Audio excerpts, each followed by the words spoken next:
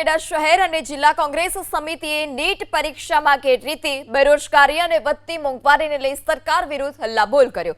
નડિયાદના પારસ circle ખાતે કોંગ્રેસે ઉગ્ર વિરોધ પ્રદર્શન કર્યું।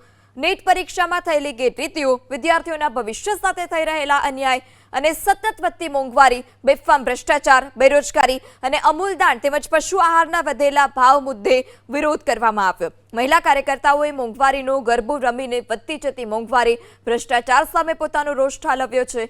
આટલું જ નહીં, કોંગ્રેસના કાર્યકર્તાઓએ પારસ સર્કલથી લઈ બાબા સાહેબ આંબેડકરના સ્ટેચ્યુ સુધી મોંઘવારીની લારી સાથે એક વિરોધ રેલી પણ કાઢી। રેલીના અંતે તમામ આગેવાનોએ ડોક્ટર બાબા સાહેબ આંબેડકરની પ્રતિમાને પુષ્પગુચ્છ અર્પણ કર્યા। આ વિરોધ પ્રદર્શનમાં શહેર જિલ્લા કોંગ્રેસના ધારાસભ્ય, પૂર્વ ધારાસભ્ય, પ્રમુખ, મહામંત્રી સહિતના કાર્યકર્તાઓ જોડાયા।